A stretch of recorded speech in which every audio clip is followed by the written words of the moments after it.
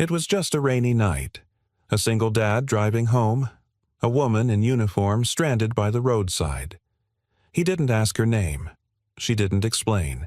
He stopped anyway. Sometimes the smallest choices echo the loudest through our lives.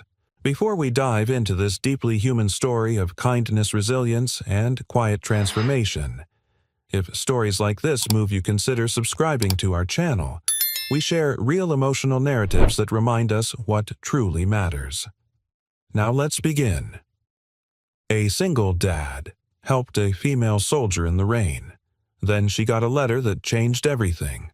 The rain had been falling for hours, thick and heavy, like it meant to scrub the world clean. It drummed on the motel sign above Madison Greer's head, each drop cold enough to bite through her uniform, soak her skin, and settle into her bones. She shifted her weight from one foot to the other, trying to stay upright as the wind whipped at her wet hair. The glassy-eyed clerk behind the reception desk barely looked up as he handed her back her military ID. No card, no room. Sorry, ma'am. His voice had all the warmth of the weather. Madison tucked the ID back into the inside pocket of her jacket and took a breath that trembled as it left her. She didn't argue, didn't beg. She just stepped back outside into the rain. Her duffel bag dragged against the pavement as she moved toward the road. Her boots were caked in slush, shoulders bowed under exhaustion, her breath fogging in the autumn chill. She'd tried 3 different places in the last 2 hours, and they'd all said the same thing. No vacancy, no cash accepted, no sympathy. The street was empty. The town was asleep. No headlights, no buses, no cabs. Just the rain and her. A neon open sign flickered in a convenience store across the street, but she didn't have the energy to cross. Her legs had started to cramp the duffel strap digging into her shoulder like a punishment.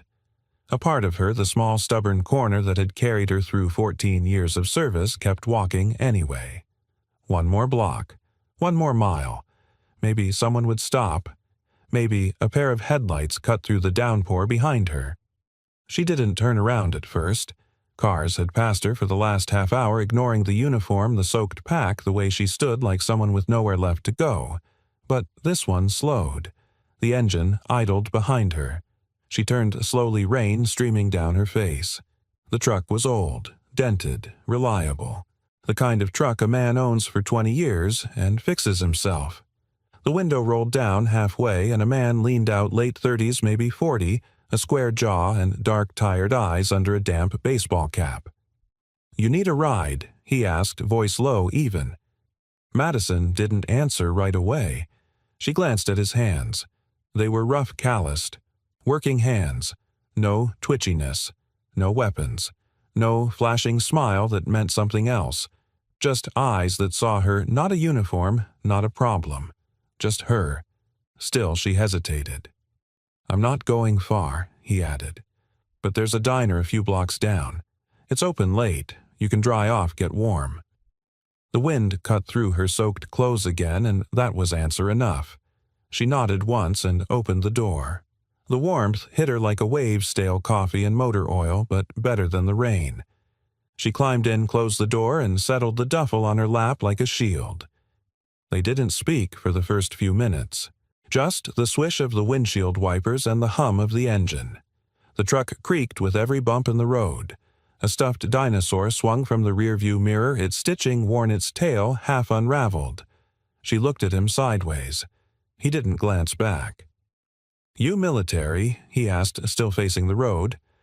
"I was," she said, then corrected herself. Technically. Army, yeah." He nodded like he already knew. "I used to be a medic. Navy corpsman. Iraq." She blinked at him, surprised. He didn't look like it.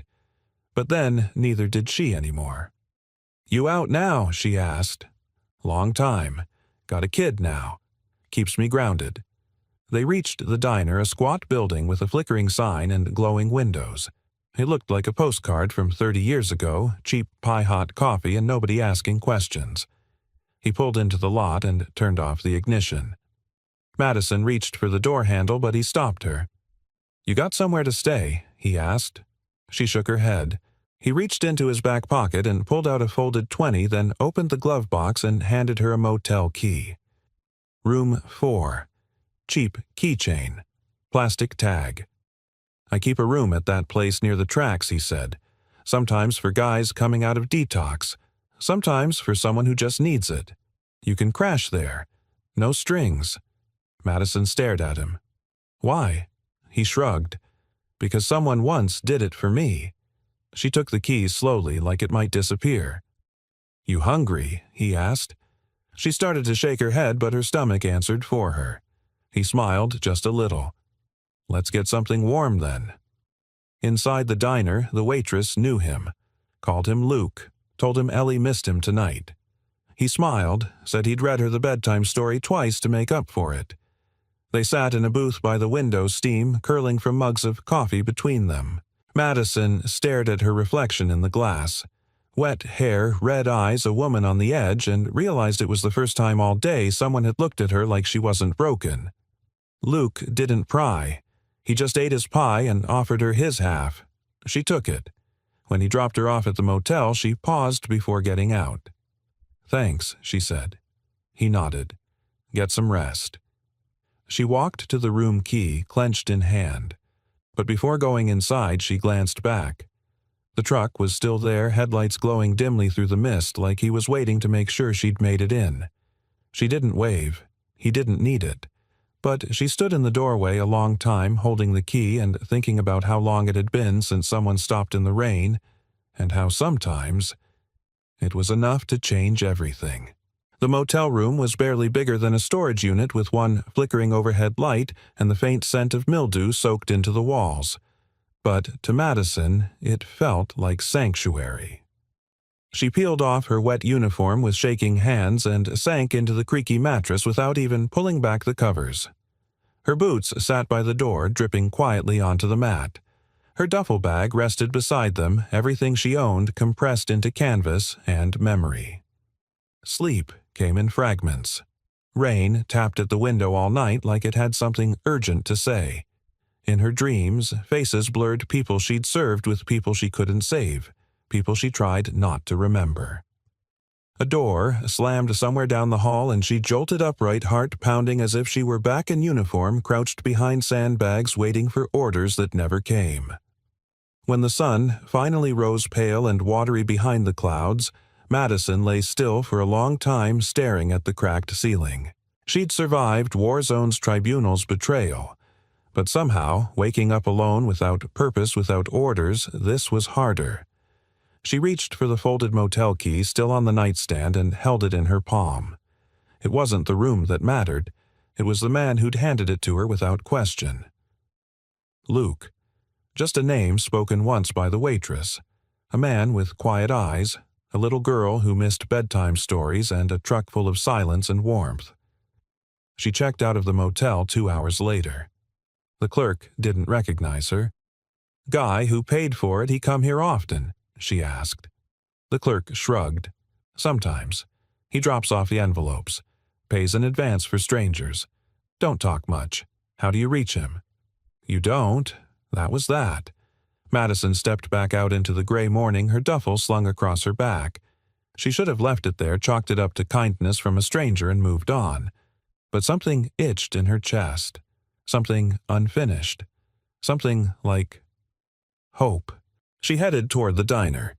The bell over the door jingled when she stepped inside. The place was mostly empty this early, save for a couple of elderly men reading newspapers and a teenager scrolling on his phone behind the counter. The same waitress from the night before appeared with a coffee pot and a warm smile. Back already, hungry looking for someone? Madison said. Luke. The waitress paused, eyes narrowing just slightly. You a friend? I'm trying to be. She studied Madison for a moment longer, then nodded. You just missed him. Works morning shifts 2 blocks over church maintenance. Try St. Joseph's. He's always early. The church loomed modestly at the edge of town, its stone steeple gray against the thick clouds. It wasn't fancy, but it had a quiet dignity, much like the man Madison hoped to find. She spotted him before he noticed her kneeling beside a flower bed, hands caked in damp soil. Sleeves rolled up his flannel shirt, stained with work and time. He was humming something low and tuneless. Madison stood at the gate for a moment, unsure what to say. Then he looked up, saw her, and nodded like he'd been expecting her all along. "You found the place," he said. "I wasn't sure if I should." Luke stood brushing his hands on his jeans.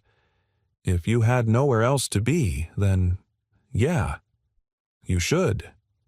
She smiled faintly, arms crossed against the chill. "You help a lot of people, don't you?" He shrugged. "Used to need a lot of help myself." There was no pride in his voice, just truth.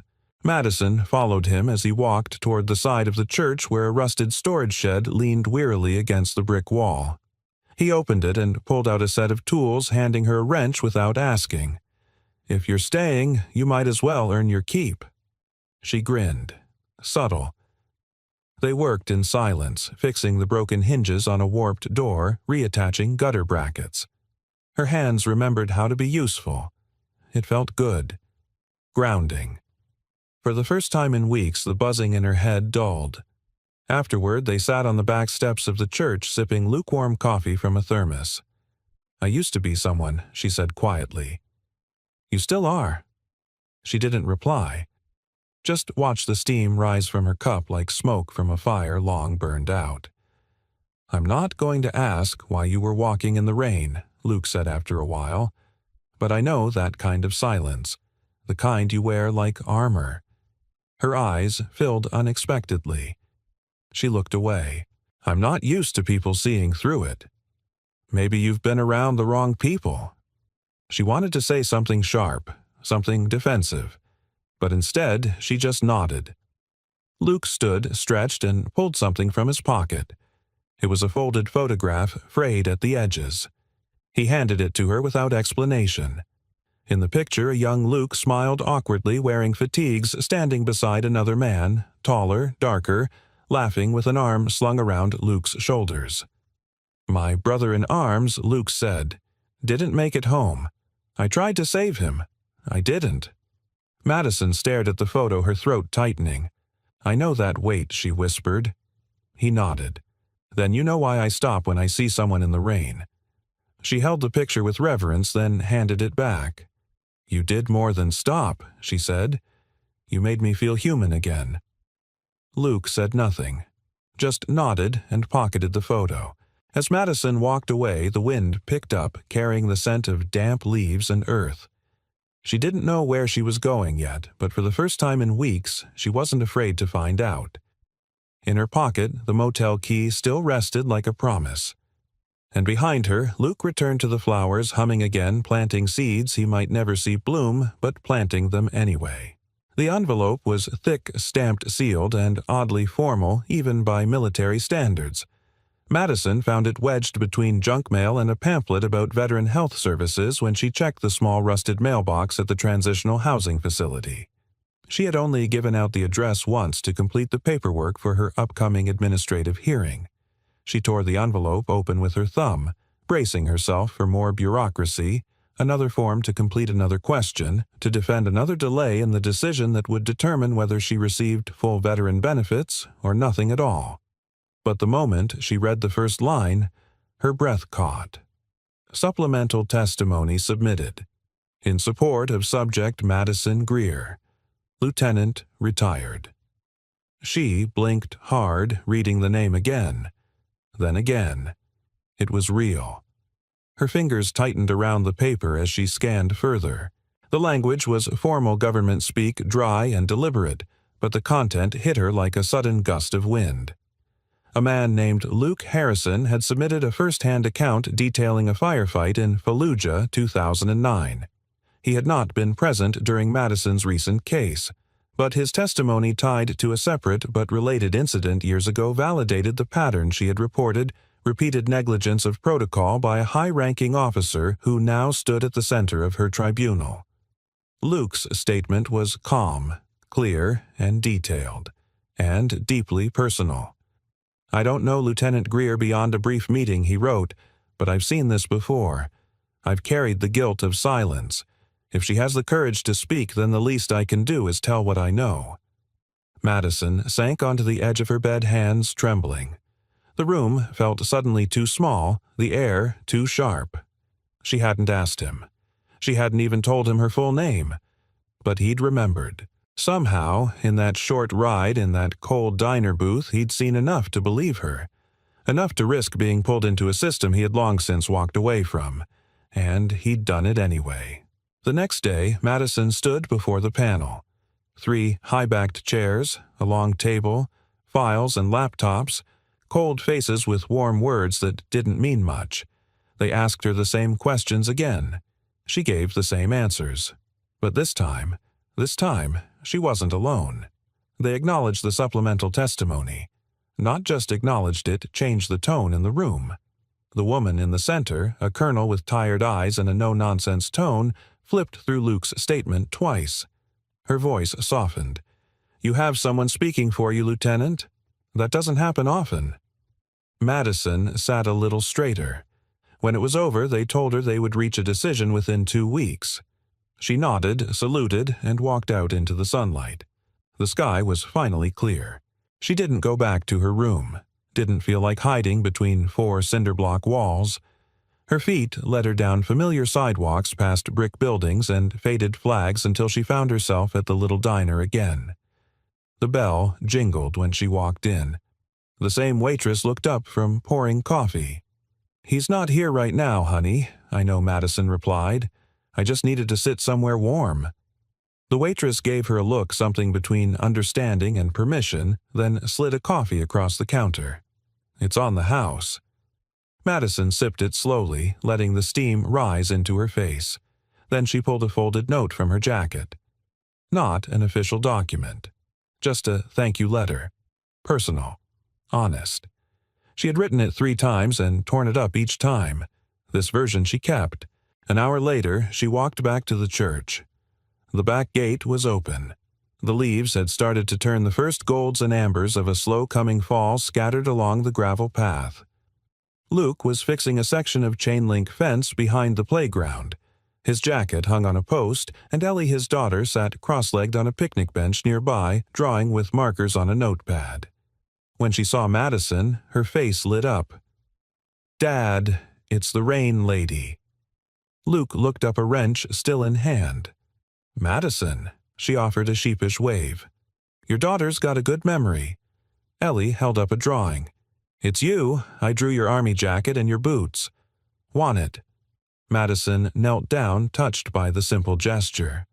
The picture was crude but sweet, her under a gray sky, a stick figure in camouflage, smiling faintly. "Thank you," she whispered. Luke came over, wiping his hands on his jeans. He didn't ask why she was there. She handed him the letter. "I didn't know how else to say thank you," she said, "but I wanted you to know what your words did." He took the note, but didn't open it. Just tucked it into his back pocket like it was something sacred. "I meant them," he said simply. "I know." A beat of silence passed. Wind rustled through the playground slide. Birds chirped as if the world had decided to start singing again. "I didn't think anyone would stand up for me," Madison admitted. "Not after all this time. Not someone who didn't even know me." "I didn't need to know." "You," Luke said. "I've seen enough to recognize the look in someone's eyes when they're carrying more than they should." He paused, then added quietly, "I know what it's like to speak out too late." Madison looked at him, then not as a stranger who'd offered kindness in the rain, but as a man with his own scars, his own ghosts. And something else, the quiet strength of someone who decided to keep showing up even when no one was watching. "Sometimes late is still right on time," she said. Ellie ran up and took her hand. "Want to stay for dinner?" Luke hesitated. "Only if you're not in a hurry." Madison smiled. For the first time in a long time, she wasn't.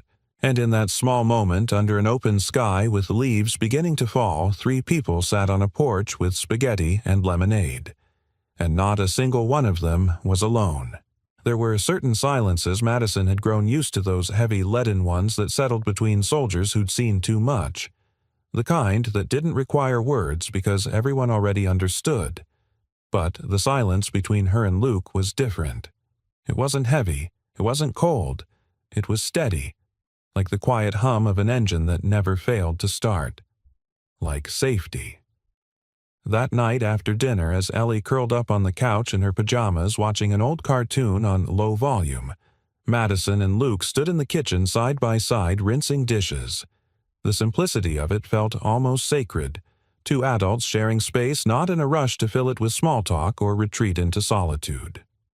"You always cook that much spaghetti?" Madison asked, nudging him with her elbow. Luke half smiled. Occupational hazard. Grew up in a big family. Cooking less than 5 servings feels unnatural. She looked at him, then really looked at him, not just the tired eyes or the faint scar near his temple, but the quiet lines of someone who'd lived hard and chose to keep loving anyway. "Were they all like you?" she asked. He paused for a beat, drying his hands. "Some better, some worse. I was the one who left and didn't come back until too much had changed." There was no bitterness in his voice, just fact, just history. Madison leaned against the counter. "You ever talk about what happened over there?" Luke shook his head. "Not unless it helps somebody else." She understood that, understood it too well. He reached into a drawer and pulled out a folded paper yellowed at the corners. Carefully he opened it and laid it on the table. It was a photo, Luke and another soldier, arms slung around each other, laughing in desert sun. "That's Mason," he said quietly. "He didn't make it home. Got hit in an IED blast while we were transporting wounded." Madison sat slowly, her breath catching. She'd seen so many of these pictures, smiling faces, frozen in time, men and women who wouldn't get a second chapter. "I was the one driving," Luke said. "We were supposed to rotate, but I told him to rest. I thought—" He stopped the words, cracking mid-sentence. "You thought you were protecting him," Madison finished gently. He nodded. "Instead, I gave him the front seat." Silence again, but not empty. Charged. Deep. "I carry a list in my head," Madison said after a moment. "Names, faces, birthdays. Things I should have done differently." Luke looked up.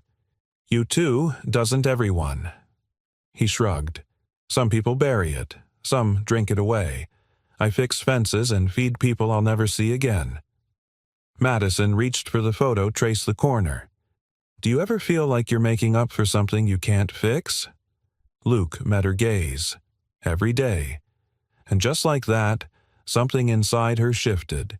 Not broken, not cracked, but opened.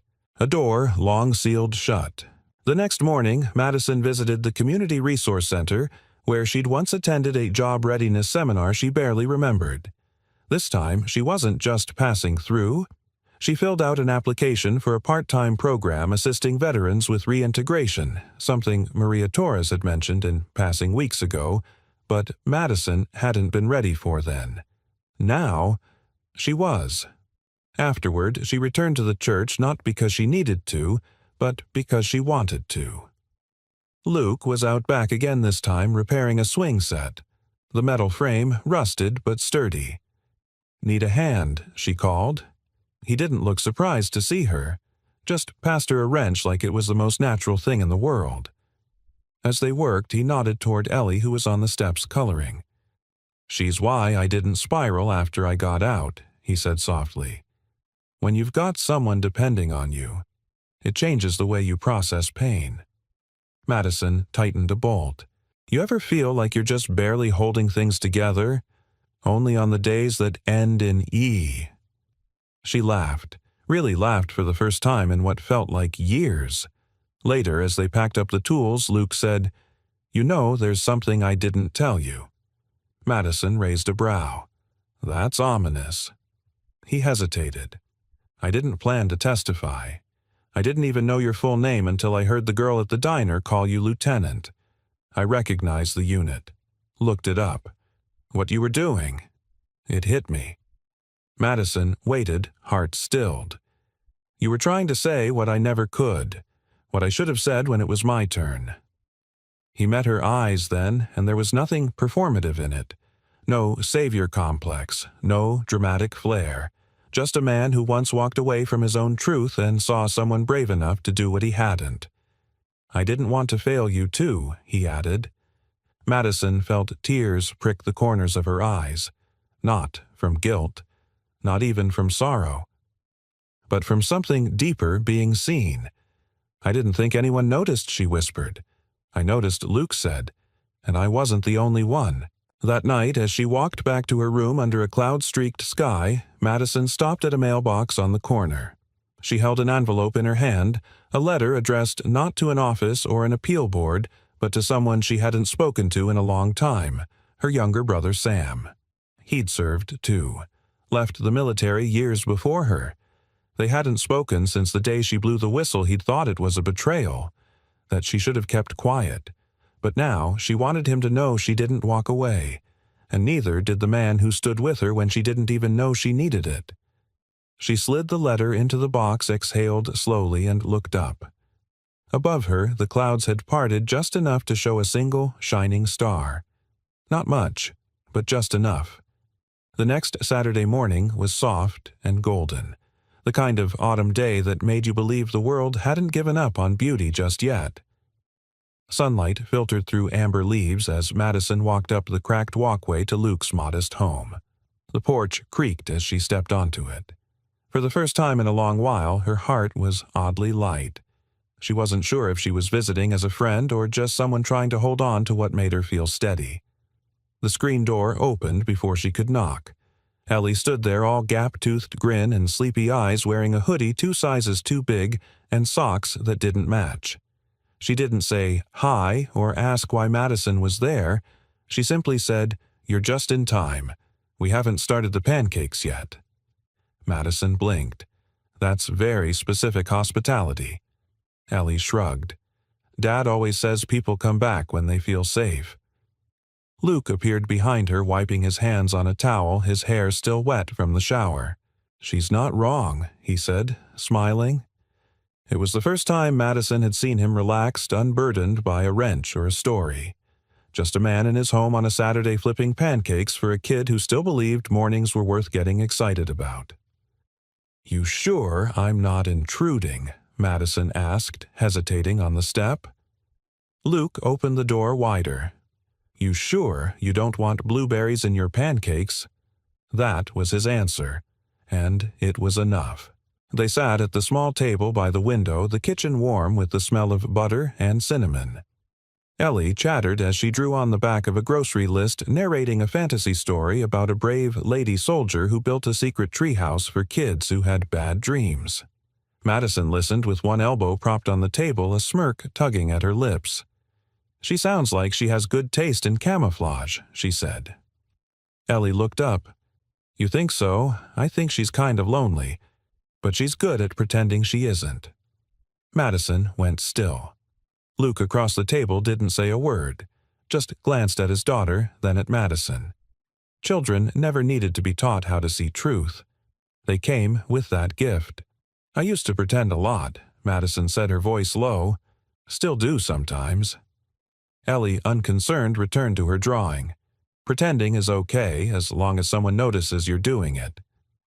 The words landed like a stone in Madison's chest softly and all at once. She looked at Luke. He didn't say anything, he didn't have to. Later, Ellie tugged Madison outside to the small backyard, which was more weeds than grass, but charming in its own unruly way. A half-built treehouse stood off-center near the back fence, its wooden frame still raw and unfinished. "We started this last year," Ellie said, pointing up. "But Dad got too busy. He said one day we'll finish it when life slows down." Madison squinted up at the structure. "You think it ever will slow down?" Ellie asked. Madison nodded. "Nope," Ellie said cheerfully, "but we can still finish the treehouse anyway." It was the kind of logic only a child could deliver, and somehow it made more sense than anything Madison had heard in months. "I think we can work with that," she murmured. She stepped back and surveyed the project. "You got a hammer." Ellie grinned and darted toward the shed. Luke walked out onto the porch just as Madison rolled up her sleeves. "I'm not sure you know what you're signing up for." "I built field barracks in monsoons," Madison said. "I think I can handle a treehouse." Luke tilted his head. "You're sure this isn't a tactical excuse to spend your Saturday with us, maybe? But at least I brought my own boots. They worked all afternoon, taking turns sawing, drilling balancing beams, while Ellie offered detailed architectural advice from the ground. Madison hadn't used her hands like this in years, not for anything that didn't involve signing forms, filling reports, or holding on through the night.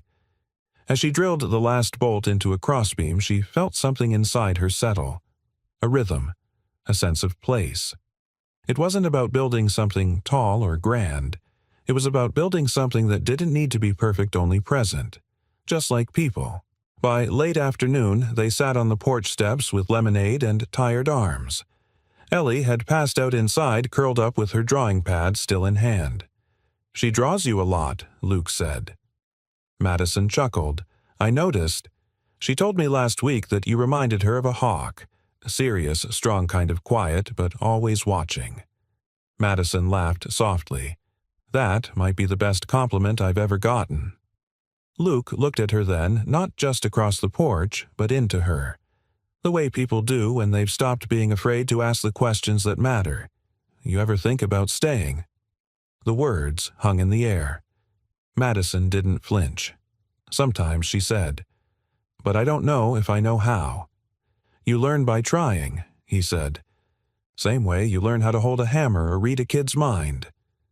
She looked out over the yard, the treehouse standing proudly in the late light. "Maybe it's not about staying," she said slowly. "Maybe it's about choosing where to return to." Luke nodded. "That's a good place to start." As the sun dipped below the trees and evening stretched out over the quiet neighborhood, Madison felt a peace she hadn't trusted in years. Not because everything was perfect. Not because her past was erased or her future guaranteed. But because, for once, someone had noticed she was pretending, and simply chose to stay. Not to fix her, just to build something beside her, even if it started with a crooked treehouse and blueberry pancakes. By the time Madison stepped into the low-slung brick building labeled Veteran Resource and Renewal Center, the scent of brewed coffee and dry paper filled the air. It wasn't warm in the cozy sense more institutional, lined with posters about PTSD workshops and nutrition, but it was familiar. Predictable. Safe.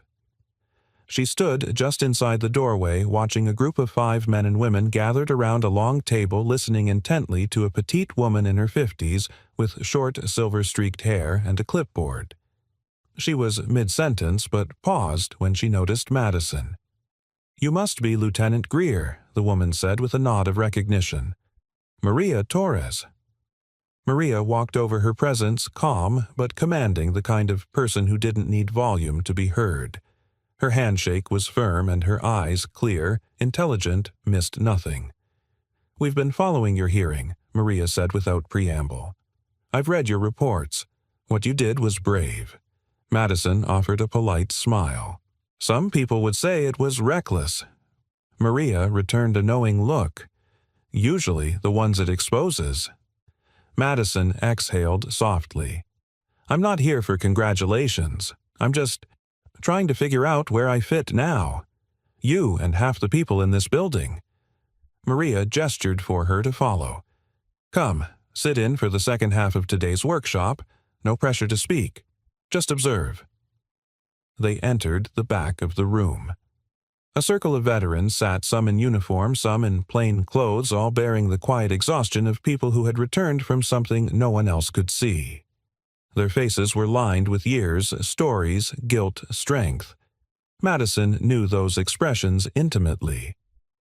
"Today's topic is re-entry identity," Maria continued. "Who you were in service, who you think you're supposed to be now, who you're allowed to become." One man spoke up first, maybe 50 hands, rough knees, bouncing with nervous energy. "I feel like I was important once. Now I just get in the way at the grocery store." A woman added, "I can't even sleep next to my husband anymore." He breathes too softly. "I wake up thinking I've lost someone." Heads nodded, murmured agreements, and then a long silence. Maria turned to Madison. Lieutenant Madison stiffened slightly.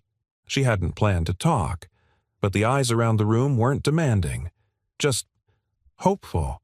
She cleared her throat. I used to know exactly who I was. And then one day I said something that changed everything. I stood up for what I believed in, and lost my career, most of my friends, and a sense of belonging. Some days, I wonder if it was worth it. No one interrupted. Madison continued. But a stranger stopped in the rain one night. He didn't know me, didn't ask what I'd done. He just saw I was tired and wet and alone, and for the first time in months I didn't feel invisible. The room was still. It reminded me that the uniform wasn't the only thing that made me worth saving. Maria, her voice soft, said, "That's the kind of reminder most of us need." After the session, Madison stepped into the hallway emotionally drained but strangely lighter. Maria walked beside her. "I'd like you to consider joining our peer support facilitation program," she said. "You've got experience. And, more importantly, you've got presence." Madison raised an eyebrow. "Presence. People listen when you speak, because you only speak when it matters." Madison laughed under her breath. "I've been accused of being too quiet." "Then let me reframe it," Maria said. "You don't waste air. That's rare." Madison didn't give her answer right away, but something inside her already knew. That evening, Madison made her way back to Luke's place. She hadn't called ahead. Somehow, she didn't think she had to. The porch light was already on when she arrived. Ellie was lying on her stomach in the living room drawing what looked like a castle with antennas. Luke sat on the couch reading an old paperback glasses sliding halfway down his nose. When Madison stepped inside, Ellie looked up and announced, "I drew you again." Madison laughed. "Oh, what am I doing this time?" Ellie held up the picture. It was a stick figure version of Madison standing in front of a classroom of other stick figures, all of them smiling. "You're helping the ones with invisible OEs," she explained. "Like Daddy's shoulder, but in their heads." Madison blinked. Luke set his book aside. "You okay?" She nodded slowly. I think I might have found something today. Or maybe it found me." He waited. I was in a room full of people carrying things no one else could see, and they weren't pretending they were fine. I didn't either, and it felt honest. Luke's voice was steady. "That's more rare than you think." She walked over to the couch, sat beside him. "Maria thinks I could help. Not with answers, just by being there. Holding space." Luke smiled. "Funny. That's how I see what I do every day. I don't fix the fence so people stop falling down. I fix it so they know someone still cares if they fall." Madison looked at him. "You think I can do that too. I think you've already started." Much later that night, as Luke tucked Ellie into bed, she whispered something that made him pause. "Daddy." "Yeah. When people help, does that make them family?" He smiled and brushed her hair back. "Sometimes, yeah. The best kind. The kind you choose." Ellie yawned. "Then I think Madison's family." Luke didn't answer right away, just kissed her forehead and turned off the lamp. In the hallway, Madison waited, eyes misty. She'd heard it. "Didn't mean to eavesdrop," she said softly. "I'm glad you did." They stood there in the half-light, something unsaid lingering between them. Not romantic, not quite, at least not yet, but real, rooted, growing. Because sometimes when the rain doesn't choose sides, neither do the people who reach out their hands. And Madison was starting to believe. Maybe she'd been chosen too. The sky darkened faster than usual that Wednesday, as if the clouds themselves were remembering something heavy. By late afternoon, the wind had picked up, whistling through the gutters like a warning. Madison stared out the window of the community center, watching leaves swirl across the parking lot. She was supposed to lead her first peer support session that evening. Maria had told her she was ready. The veterans trusted her. She'd earned this moment, but she couldn't shake the heaviness in her chest. Something was wrong. An hour later at Luke's house, the phone buzzed repeatedly on the counter. Luke silenced it with a sigh. He was standing over the stove stirring a pot of soup with one hand, rubbing his temples with the other. Ellie lay on the couch, pale and groggy cheeks flushed with fever. He'd already called off his shift at the church and the part-time night job he'd recently picked up to cover repairs on the truck. He couldn't afford to miss it, but Ellie came first. Always had. He placed a damp cloth across her forehead. Her eyes fluttered open. "Are you staying?" she mumbled. "Of course I'm staying," he whispered, brushing her hair back. "I'm right here." She nodded sleepily, her little hand curling around his finger. At the same moment, Madison pulled into the driveway with 2 paper bags balanced in her arms. She had picked up groceries after her orientation milk tea children's medicine and Luke's favorite instant coffee. She hadn't planned to stay, but something told her he might need backup. The door creaked open before she could knock. Luke looked exhausted, his flannel sleeves rolled up the worry plane in the lines around his eyes. She, "Okay?" Madison asked, gently stepping in. "She's burning up," he said. "I've been giving her fluids, but her breathing's shallow. If it doesn't break by morning, we'll need to go in." Madison set the bags down and knelt beside Ellie, touching the girl's clammy skin. "Let me help," she said softly. "You look like you haven't slept since last year." Luke didn't argue. He just sat heavily at the kitchen table, eyes distant, hand pressed to the back of his neck like he was holding himself together by instinct alone. As the rain began to lash against the windows, Madison made tea and brought him a cup. He stared into it like it held some kind of answer. "She's all I've got," he said finally, voice rough. "I know," Madison said. "No, I mean she's all I've got. There's no backup plan. No family to call. No one to take her if something happens to me. If I fall apart, you won't." He looked at her hollow and bare. "I can't afford to." Madison sat across from him, steady and firm.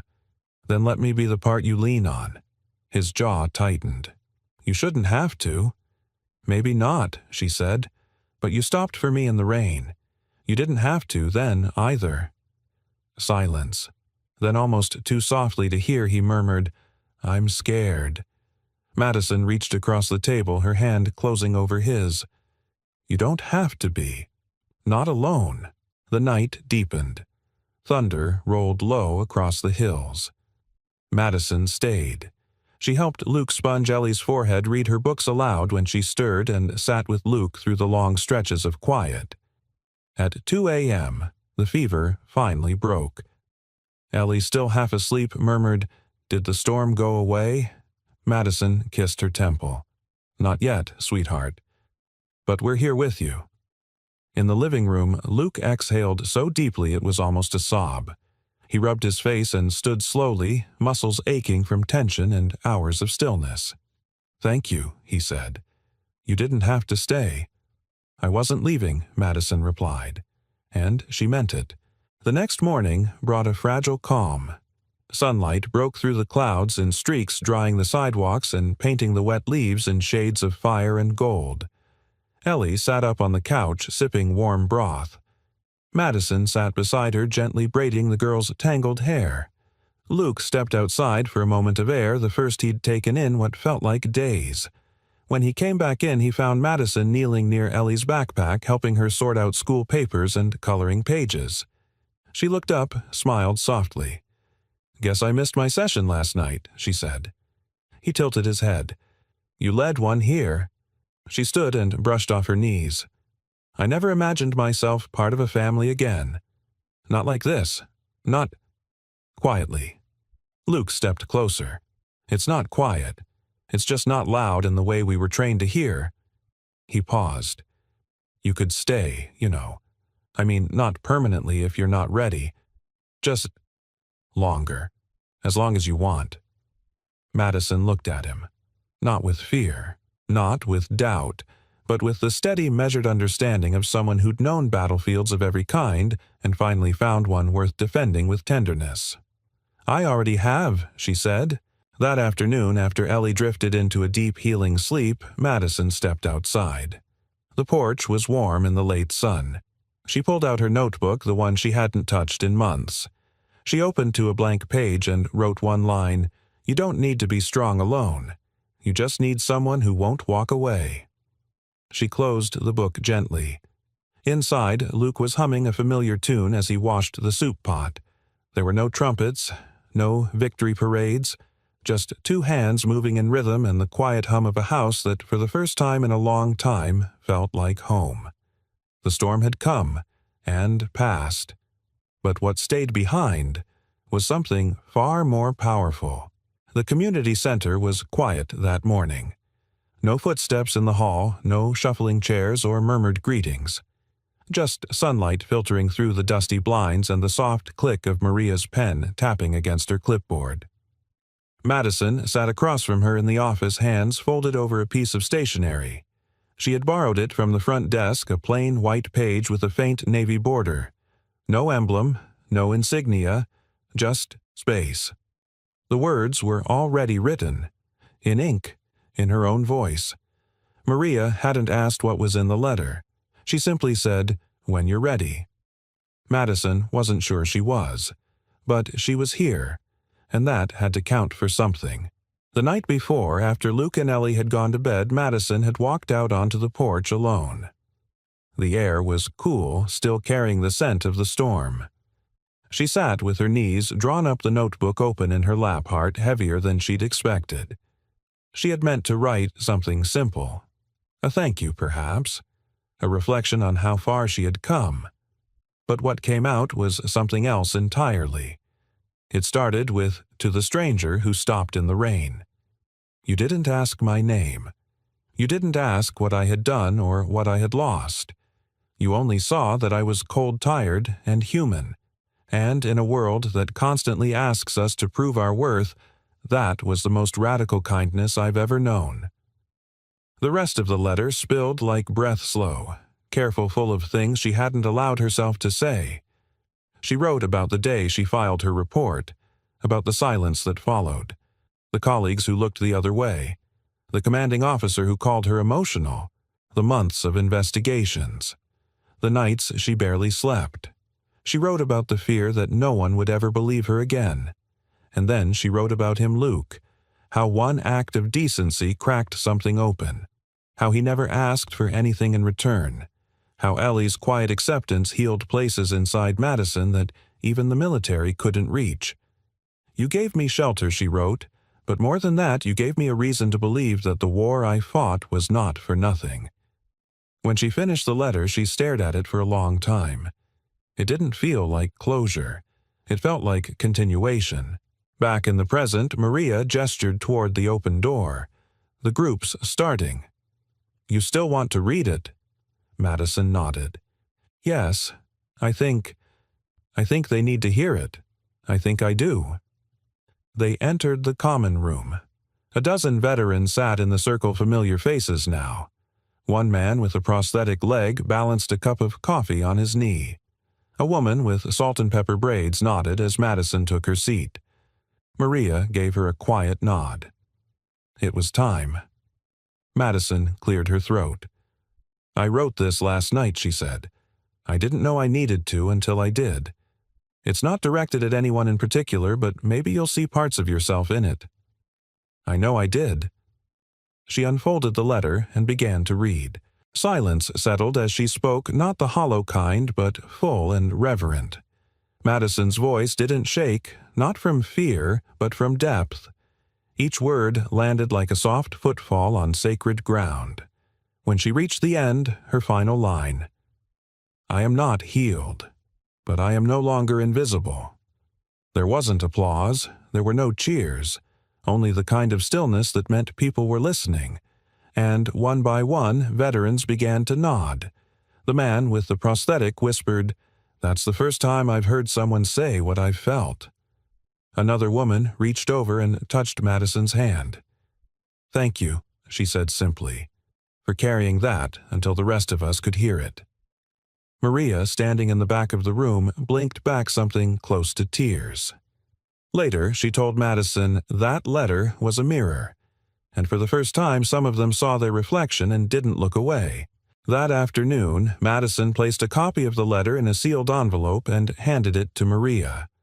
"For the new guys," she said, "in case they come in on a day I can't be here." Maria smiled. "You will always be here, even when you're not. Outside, the autumn wind picked up scattering leaves across the sidewalk like gold coins from a broken jar. Madison stood under the awning watching them fall. She thought about Luke, how he'd told her once that helping people wasn't about fixing them. It was about not walking away when the pain made them hard to love. She understood that now, because someone had stayed, and now so would she. That evening, Luke was back at the church repairing a leaky pipe when Madison arrived. She didn't say anything at first, just sat on the steps watching the golden light filter through the stained glass. He joined her after a while, wiping his hands on a rag, the familiar warmth of his presence settling beside her. She pulled the original letter from her bag and handed it to him. He unfolded it slowly, reading in silence. When he finished, he didn't say anything for a long time. Then, quietly, "You didn't have to say any of this. I know," she replied, "but I wanted you to know how far one good man's choice can go." Luke looked at her. Really looked. "You're not invisible, either," he said. And in that moment, no one was. Not the girl in the rain. Not the man with the wrench. Not the little girl inside sleeping peacefully for the first time in days. The letter had begun in the storm, but where it ended was here, in sunlight, with hearts still mending. But no longer alone. The first frost of the season came with little warning. A thin veil of silver clung to rooftops, curled around the edges of windows, and coated the town in a soft, silent shimmer. Madison rose early, tugging on a thick sweater, her breath visible in the dim kitchen light as she poured 2 mugs of coffee, one black one with cream. Luke would be arriving soon to help prep for the veterans' morning workshop. But even before he knocked, she heard the familiar rhythm of his boots on the porch. She opened the door with a smile. "Do you ever knock?" she asked. He lifted one brow. "Would it make me more polite, or just less predictable?" She handed him the coffee. "Both." Luke stepped inside, grateful for the warmth. His cheeks were pink from the chill, his eyes a little heavier than usual. "You all right?" Madison asked, closing the door behind him. He nodded, then hesitated. "Got a letter last night." Madison set her mug down. From who Luke pulled an envelope from his coat pocket. He handed it to her unsealed. Her eyes scanned the header center for veteran reintegration and community support position offer. Transitional support trainer. Her brows rose. "This is, they want me to join, full-time," Luke said. "Facilitate field workshops, train incoming volunteers, even speak on behalf of the center during community outreach events." Madison's heart jumped. "That's incredible." Luke didn't smile. I turned it down. The silence was sudden, sharp. "You what?" She said, not out of judgment but disbelief. He ran a hand through his hair. "I've got Ellie. I've got the church work. I've got—" "You've got a chance to step into something bigger than you," Madison cut in gently. "You know that, right?" He looked at her. "I do, and it terrifies me." Madison sat on the armrest of the couch mug balanced on her knee. "Why?" she asked softer now. "Because I already tried being someone once, when I was a corpsman, when I thought maybe I mattered. And when I lost Mason, when I came back broken, I wasn't useful anymore. I was just a man who used to be something." She let his words hang in the air, let the truth of them settle like dust. Then she said, "You've never stopped being someone, Luke. You just stopped believing other people needed you. But they do." "I do." He looked away, jaw clenched. "I'm not sure I know how to lead anymore," he murmured. Madison got up, walked over and placed the letter back in his hand. Then, "Do it scared." Later that week, Luke accepted the offer. Quietly, no announcement, no celebration. Just a nod to Maria across the hall, a signature on a dotted line, and the understanding that he was finally walking back into something that had once broken him with new strength, and this time not alone. Madison watched from the doorway as he met with the program director, his posture straight, his voice calm. When their eyes met across the room, he gave her the smallest smile. It was enough. The following Sunday, Ellie stood proudly beside the nearly finished treehouse as Luke fastened the final railing into place. Madison helped secure the ladder, and the three of them stepped back to admire their handiwork. "Looks crooked," Luke said. "Looks real," Madison replied. Ellie twirled in the grass. "It looks like it belongs here," and that Madison thought was the whole point. That afternoon they set up a small picnic beneath the tree. Ellie arranged her dolls in a perfect row. Luke brought out sandwiches and too many napkins. Madison brought the last piece of her past that needed releasing, a folded letter she hadn't shown anyone.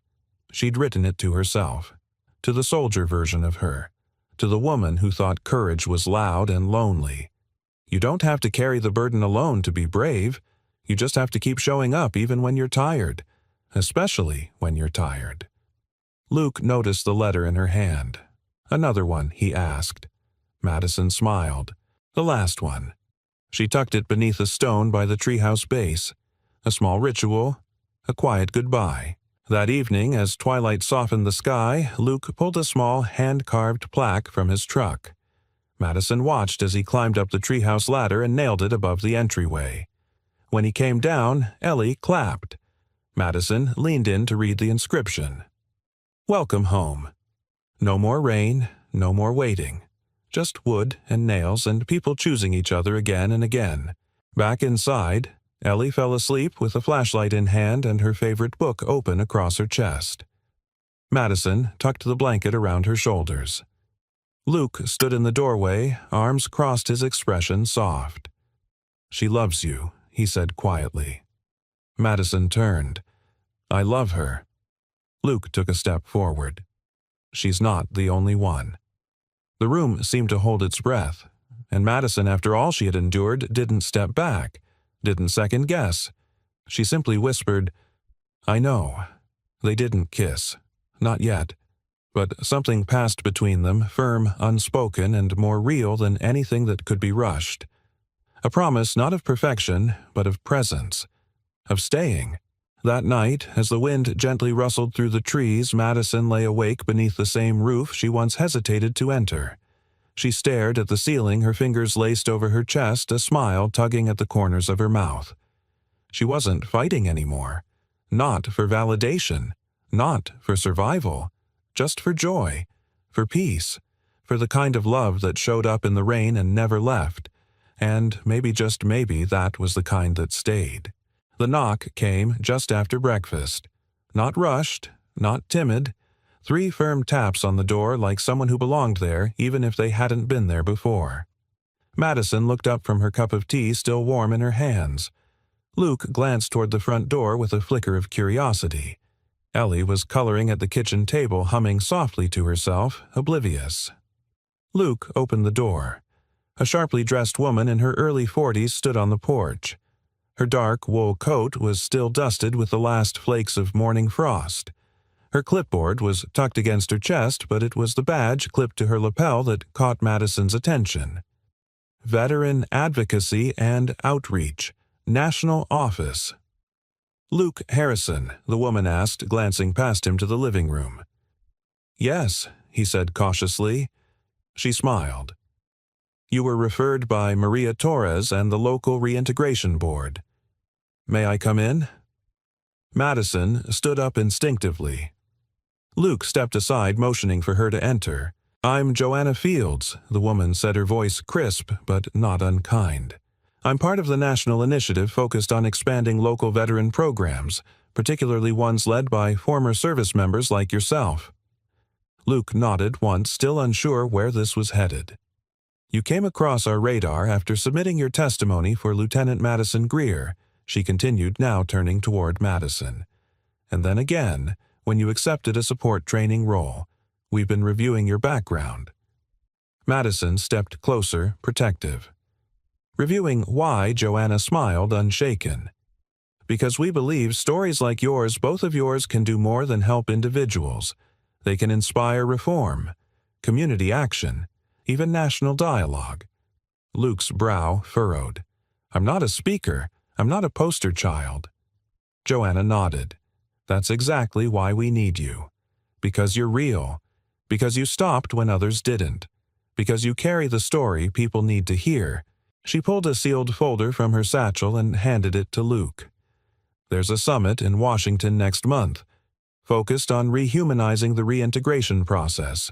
We'd like you to join the panel. Talk about what happens after the uniform comes off. We want your voice, your experience, your integrity. Luke opened the folder slowly.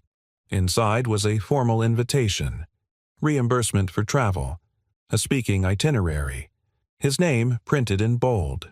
He exhaled. I'm a single dad. We have accommodations for families. You'd all be welcome. Joanna looked between them both. You don't have to decide now. Just consider what a room full of decision-makers could learn from someone who chose kindness over convenience. After she left, silence filled the space. Ellie broke it first. Does this mean we get to go to Washington like in my book report? Madison knelt beside her. Maybe. It's a big deal. Ellie grinned. I could draw a map for us. Luke sat heavily on the arm of the couch, invitation still open in his hands.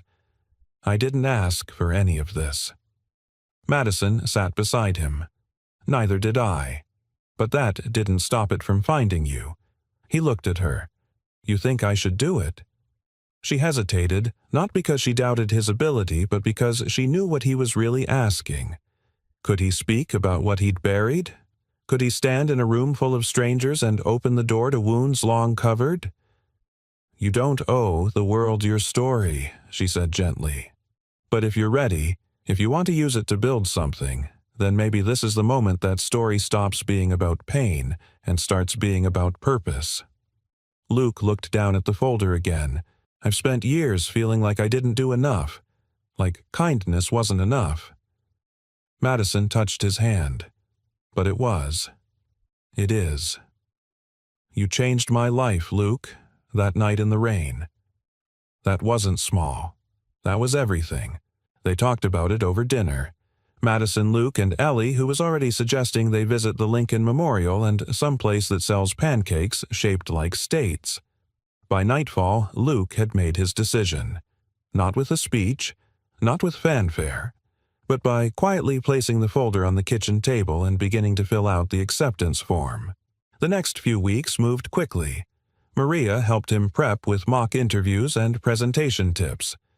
Madison rewrote parts of his old journal entries into outlines he could draw from. Ellie designed a tiny cardboard model of the Capitol building and insisted they practice his speech beside it. And through it all, something shifted between Luke and Madison, not rushed, not dramatic, but deeply rooted. They were no longer two people orbiting the same hurt. They were becoming partners in healing. The night before they left for Washington, Madison stepped onto the porch and found Luke leaning on the railing. His arms folded, his eyes searching the stars. "Can I tell you something?" he said. She joined him, nodding. "That night, I picked you up. I almost didn't stop." She turned to him, surprised. "I saw the uniform, the soaked bag, the look on your face, and I thought, she's just like me, and if I stop, I might have to feel something again." Madison waited, heart quiet. But I stopped, and I felt everything. And it was worth it. She reached for his hand. "I'm glad you did." They stood like that a long time, the night wrapped around them. Two people who had no intention of becoming heroes but had chosen decency when it mattered most. And now they were about to walk into a room that could echo that choice far beyond a rainy night on a lonely road. Because sometimes the knock that changes everything isn't the one on your door. It's the one you answered without expecting anything in return. And for Luke Harrison, that knock had already come. Now it was his turn to pass it forward. The stage lights were softer than Madison expected, more like a morning sun filtering through church windows than the sharp glare of a spotlight. Still, the large conference room hummed with quiet energy. Rows of listeners, veterans, counselors, lawmakers, students sat forward in their seats, eyes fixed on the man standing at the podium.